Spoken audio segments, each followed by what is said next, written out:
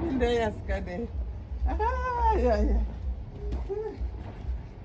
Ndiri kutoti izvozvi ndadai ndomhanya zvangu kandonorefresh.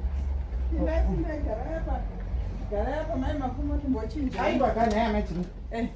Imbouya ikamusati machinja. Mire ndichinja. Uyai kana sika. Munoziva kuti ndirenge ndine nawo. Uyai mugara. Timbochinja katinyatsotaura zvedu. Aiwa munosara ndiri kutoda kutonyatsonoutenga ndonyatsokekeda. Zvakaoma. Amai Jilimba. Ndati patadibva kuchechi paya ndimbotaura nemi mashoko. Ndaona munzira umu kuti ndikakavadzane nemi hataifamba zvakanaka. Munoziva Amai Jilimba ndichikuonai muri mutenderi. Mutenderi chaiye ane mwoyo wake wakanaka. Asi hunhu hwenyu hwokuti munobuda pano moenda kunonwirwa doro kubhawa uko. Makakomberedzwa nevanhu vechirume. Imi muri mukadzi muchinwa doro nevanhu vechirume. Amai Jilimba muri vatete vemayuthi pachechi apa. Vana vamunodzidzisa izvozvo vanozviona sei? Vanokopa chii?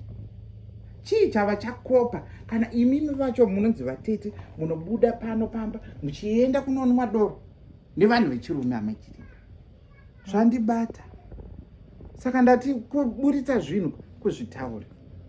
Makandiona sei kuti ndiri kunwa doro nevanhu vechirume nememapfumo? Makandiona sei? Pajekerere kapa ndinotofamba zvangu ndichienda kumadomasi. Ndione Amai Jilimba kuti ndinosvika ipopa hazviiti.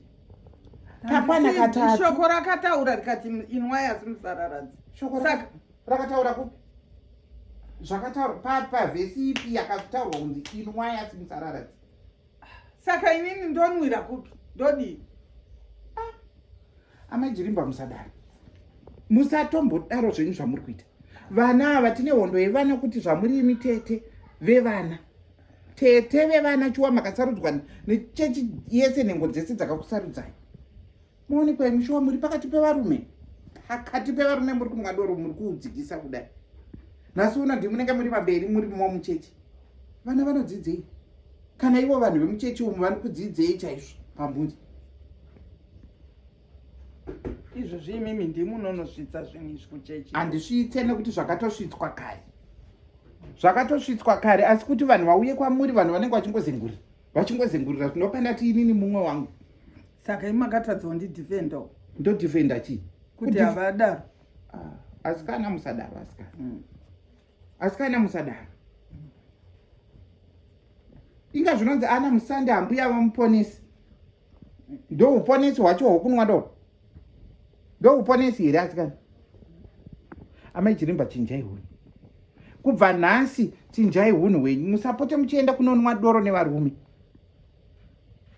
Itai zvamukapikira kudzidzisa vanhu. Inini ndiwaya chete mashoko andoda kukusiyirai. Kazhinji inini handitenge doro. Varume vacho ndo vanotonditengera doro. Saka ndotengerwa ndiri mumba here. Iro doro munoridiko munhu wechikadzi? Munoridi? Doro munoridiko?